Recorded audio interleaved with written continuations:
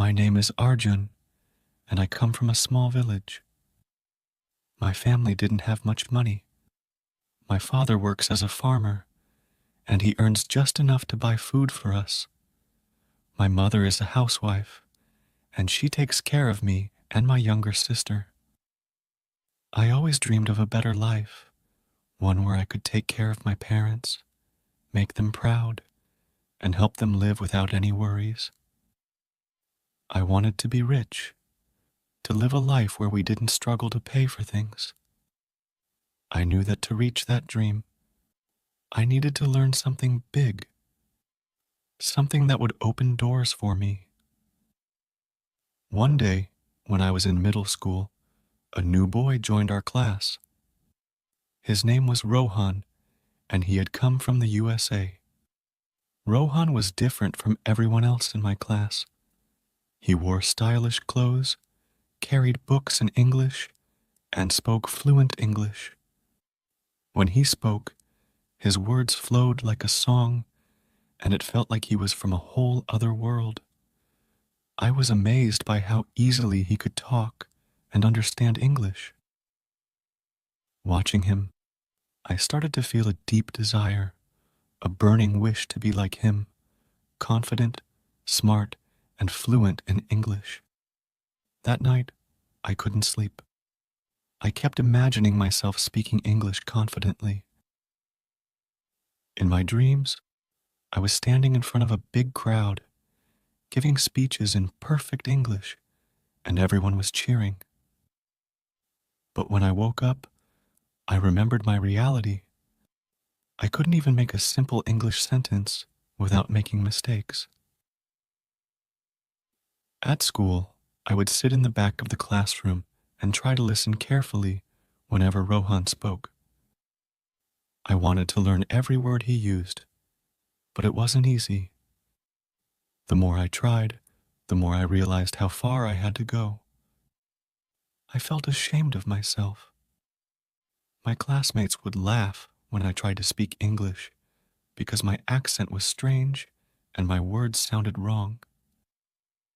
But no matter how hard it felt, I didn't want to give up. I wanted to learn, even if it took me a long time. One day, my teacher, Mrs. Singh, noticed that I was quieter than usual.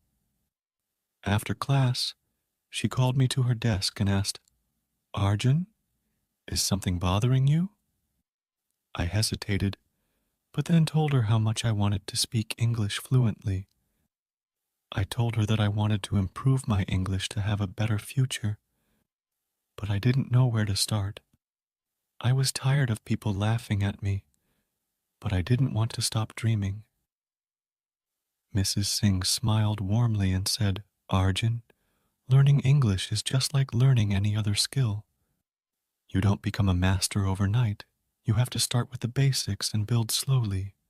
I will help you, but you must promise me one thing, that you won't give up." I followed Mrs. Singh's advice to start with the basics and build step by step. At first, I focused on reading simple English. Mrs. Singh gave me a children's storybook written in easy English.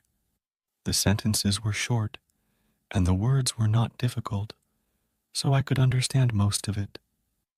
I would read each story, one sentence at a time, and if I didn't understand a word, I looked it up in my small dictionary.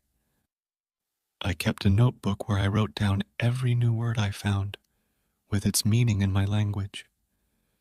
One of the hardest parts of learning English was remembering new words. Many times, I would learn a new word and then forget it the next day. Mrs. Singh gave me a tip for this. She said, "Arjun, if you use a new word in a sentence, it becomes easier to remember." So, every evening, I would go through my notebook, pick a few words, and write sentences with them. For example, if I learned the word achieve, I would write, "I want to achieve my goals," and say it out loud. Using words in my own sentences helped me remember them, and slowly, my vocabulary started to grow. One day, Mrs. Singh told me, Arjun, listening is as important as speaking. You need to listen to English every day. She recommended I listen to English news or watch English videos on simple topics. At first, I could hardly understand anything, but I didn't give up. I would listen carefully, trying to catch any words I knew. Even if I understood only a few words, I felt like I was making progress. I also started listening to English songs and tried to follow the lyrics. Mrs. Singh told me that even if I didn't understand all the words, my brain was getting used to the sounds and rhythm of English. Pronunciation was another big challenge for me. Sometimes, when I tried to speak, my words didn't sound right, and my friends laughed at my accent. It made me feel small, but I remembered what Mrs. Singh had said. Fluency and correct pronunciation come with practice. Don't worry about your accent right now. To improve my pronunciation, I would listen to English speakers and try to repeat after them. I paid close attention to how they moved their mouth and how they said each word. Slowly, my pronunciation got a little better, and I stopped worrying so much about my accent. One trick that really helped me was learning common phrases instead of single words. For example, instead of just learning the word good, I would learn phrases like good morning, good job, or good luck. Learning phrases made it easier to remember words, and it helped me speak more naturally. Mrs. Singh explained that English speakers often use phrases instead of single words, so it's helpful to learn in chunks. I started practicing phrases like, how are you? Thank you so much. And can you help me? Soon, these phrases became automatic for me, and I didn't need to think before saying them. As my reading improved, Mrs. Singh encouraged me to try reading more challenging material. She gave me a simple English newspaper and told me to read one article every day. The articles had harder words, but I enjoyed the challenge. If I didn't understand a word, I would write it down in my notebook and look it up later. I noticed that the more I read, the easier it became to understand new words in context. Mrs. Singh explained that reading different types of material, stories, articles, and even English advertisements, it helps improve vocabulary and understanding faster than just memorizing words. One of the hardest things for me was speaking English out loud. I was scared of making mistakes, but Mrs. Singh said, mistakes are part of learning. Speak out loud, even if you're alone. So, every morning, I would stand in front of the mirror and practice speaking to myself in English. I would introduce myself, talk about my day, or imagine having a conversation. At first, it felt strange, but over time, I grew more comfortable. Practicing in front of the mirror helped me gain confidence, and it felt like I was talking to a friend. There were days when I felt discouraged.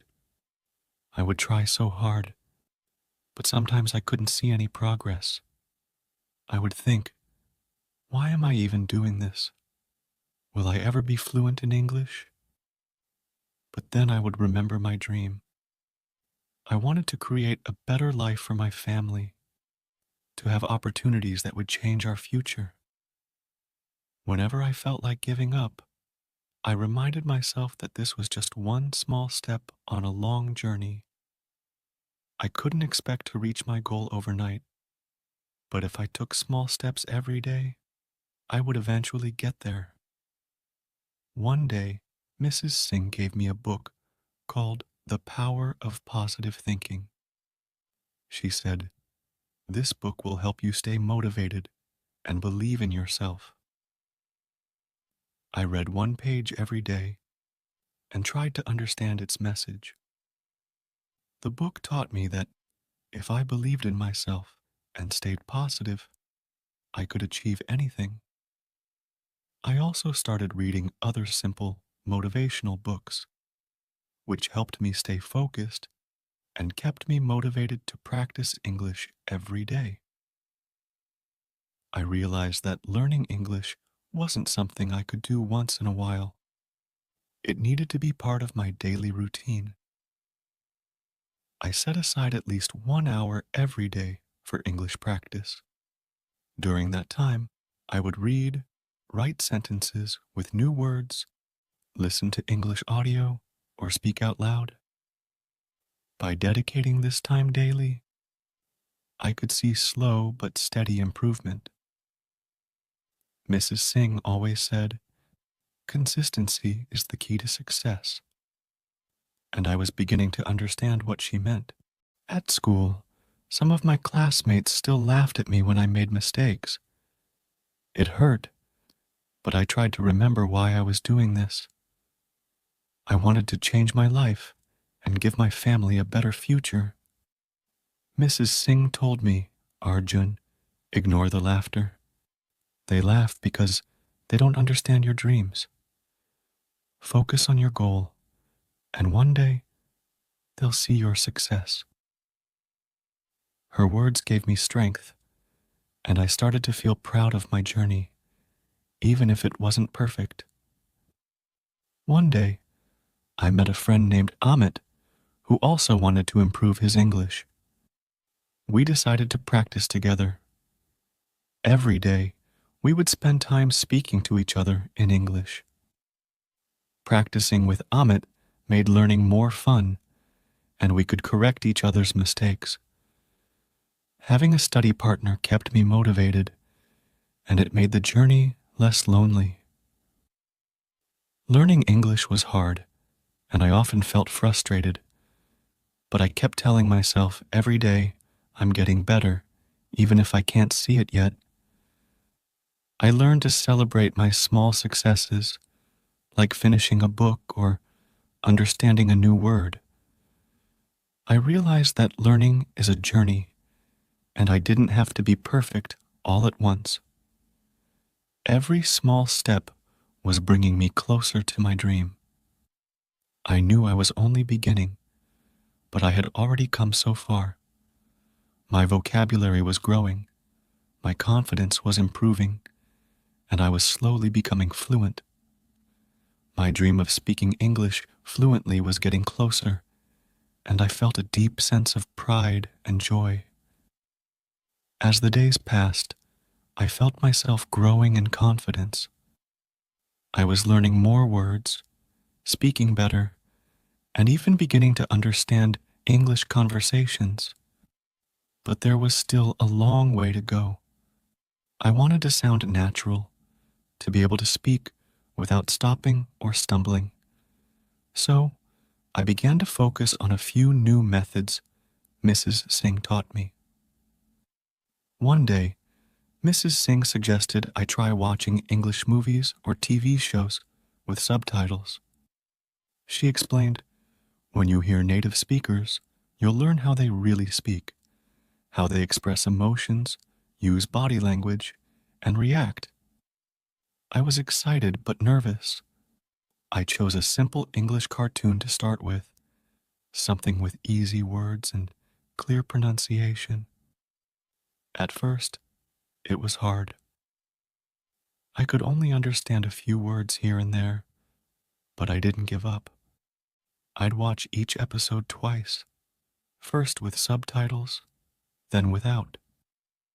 I noticed that hearing the same words over and over helped me remember them. Over time, I started to understand more. Watching movies and shows became fun, and it helped me with listening and pronunciation.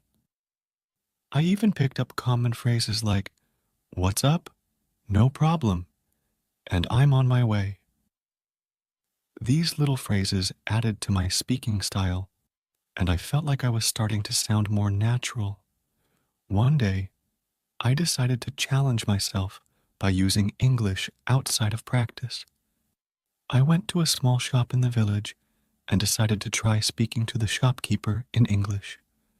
I greeted him, "Hello, how are you today?" He looked surprised, but smiled and answered in Hindi. I continued, "I need some milk and bread, please." I could feel people around me watching, but I kept going. The shopkeeper handed me what I needed, and I thanked him, saying, "Thank you very much." After that day, I made it a habit to practice English in small ways like this: ordering food, greeting strangers, even asking for directions. These little moments built my confidence, and I felt proud that I was using my English skills in the real world.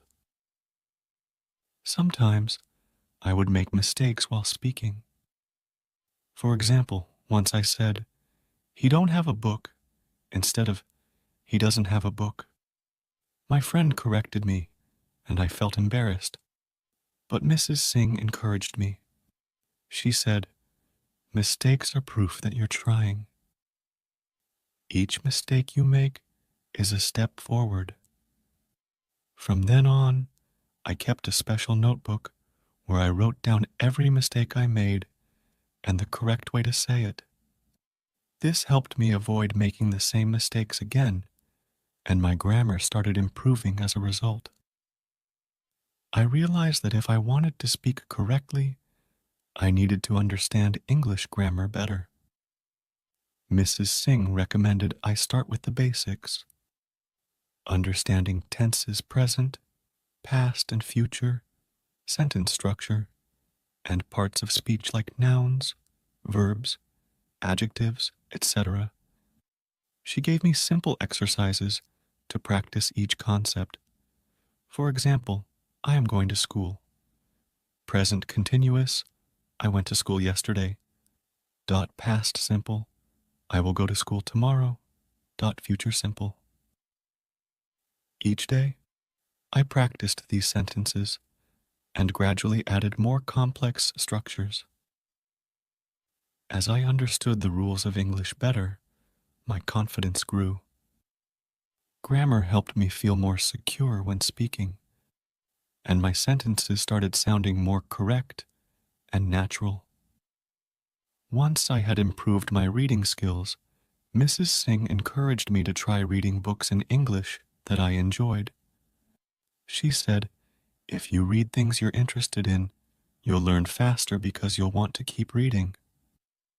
So, I picked a simple novel, a story about a boy who dreamed big, just like me. Every evening, I would read a few pages and let myself get lost in the story. I was surprised at how much I could understand, and I enjoyed discovering new words. I would look up the meanings and add them to my vocabulary notebook. This way, reading became both a learning tool and a hobby. My love for reading grew, and it became one of the most enjoyable parts of my English journey. As my confidence grew, Mrs. Singh suggested I join an English speaking group. There was a small gathering every Saturday where people in the village practiced English together. At first, I was nervous. Speaking in front of people felt different from practicing alone or with friends. But I knew that if I wanted to improve, I needed to push myself out of my comfort zone. At the meetings, we would take turns speaking about different topics, sometimes our dreams, other times current events. Each time, I challenged myself to speak clearly and confidently, even if I made mistakes. Being part of this group gave me a chance to practice, learn from others, and improve my public speaking skills. It was scary, but it was also thrilling to see my progress. One day, Mrs. Singh told me, if you want to sound like a native speaker, try learning some idioms and expressions. They make your speech sound more interesting.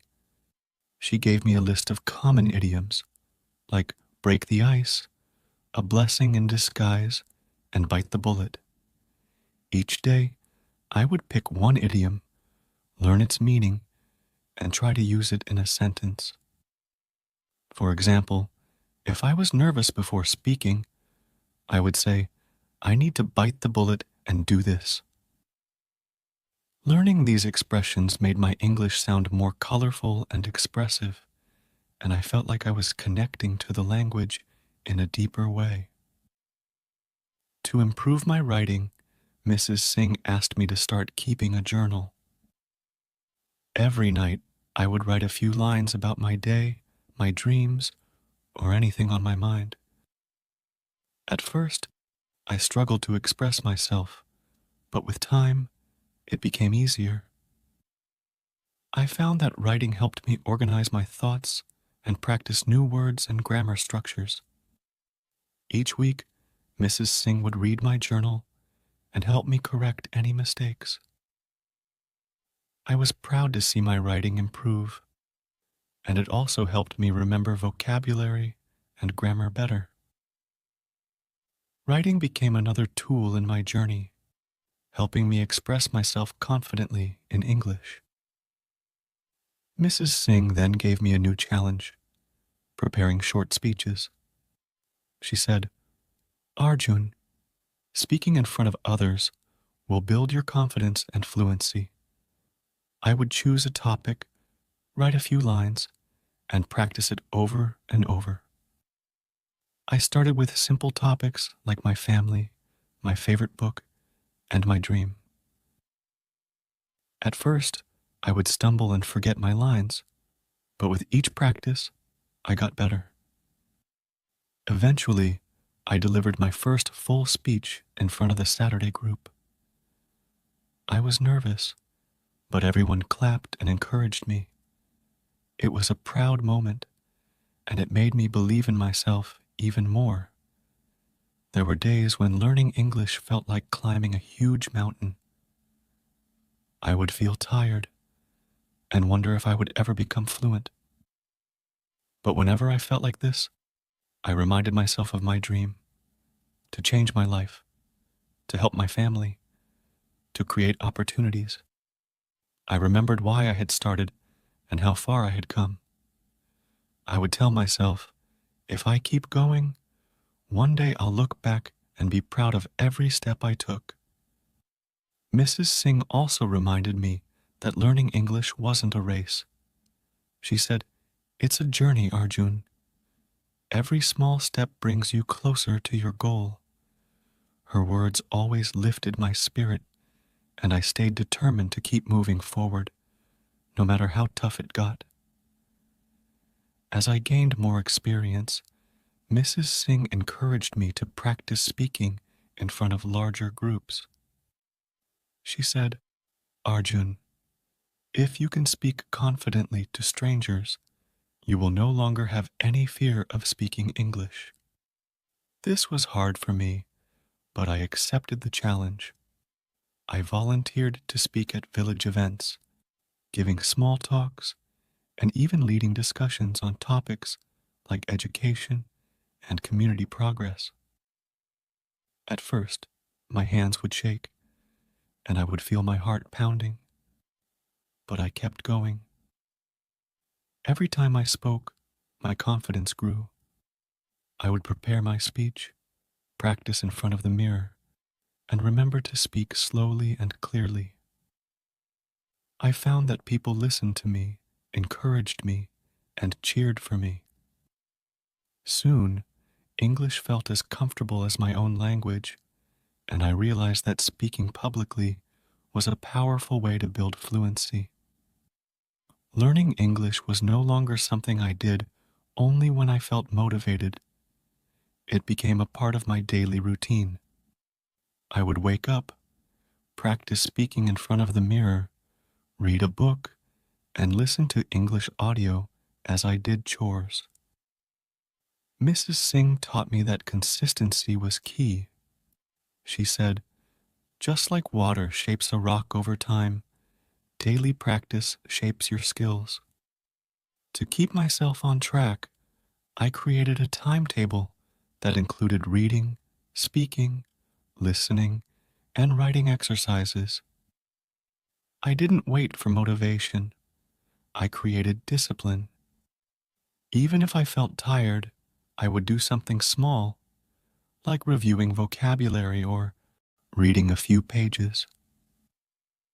Over time, this routine strengthened my commitment and made learning English a natural part of my life. To make English feel even more natural, I began using it in everyday tasks. When I went to the market, I would silently describe everything I saw in English. When I helped my family with farm work, I would name every tool and task in English. Mrs. Singh encouraged this, explaining, "The more you use English, the more it becomes part of your thinking." I even taught some basic English phrases to my family members. It felt amazing to be able to share my knowledge with them. This practice helped me remember words better and strengthened my ability to think in English. Mrs. Singh also recommended that I keep a journal in English, writing down my thoughts, dreams, and daily experiences. She told me, a journal is like a conversation with yourself. It helps you express feelings and builds confidence in writing. Every night, I would write a few lines about my day. At first, it was hard to find the right words, but gradually, it became easier. Writing daily helped me expand my vocabulary, organize my thoughts, and remember new words and grammar. I would look back on my old entries and see how much I had improved. Seeing my progress on paper gave me a sense of achievement and motivated me to keep pushing forward. Mrs. Singh taught me the power of goal setting. She said, "Arjun, if you have a clear vision, you'll know where to focus." I set a long-term goal of becoming fluent in English, but I also broke it down into smaller steps. I created weekly goals, like learning 20 new words, finishing a chapter of a book, or delivering a short speech. Each time I achieved a small goal, I rewarded myself with something simple, like a treat or a break. These small steps made the bigger journey less overwhelming. Over time, I realized that each step, no matter how small, was bringing me closer to my dreams. To truly understand English, Mrs. Singh suggested learning about English-speaking cultures. She explained that understanding their way of life, idioms, and traditions would make me more comfortable with the language. I began reading about life in countries like the United States, the UK, and Australia. I watched documentaries and learned about their festivals, food, and traditions. This immersion helped me understand not just the language, but the culture behind it. I began using phrases and expressions that are commonly used by native speakers. Understanding culture made English feel more relatable and helped me connect with the language on a deeper level. Mrs. Singh encouraged me to read the stories of people who had learned English as a second language and achieved great success. I found stories of individuals who came from small towns, learned English, and went on to become successful teachers, writers, and even business leaders. One story, in particular, inspired me. A young man from a rural area who struggled to learn English, but eventually became a motivational speaker. Reading these stories made me realize that if they could overcome their challenges, I could too. Their journeys became my motivation, reminding me that success was possible if I stayed determined. As I progressed, Mrs. Singh introduced me to the idea of thinking in English. She explained, "If you can train your mind to think in English, speaking will become natural." I began by describing simple things around me in English. The sky is blue. I'm walking to the market. Gradually, I tried thinking about my goals, dreams, and even my worries in English. At first, it was challenging, but with time, it became easier. Thinking in English helped me respond faster during conversations and made the language feel like a part of me. There were days when I felt discouraged, days when I thought I would never be good enough.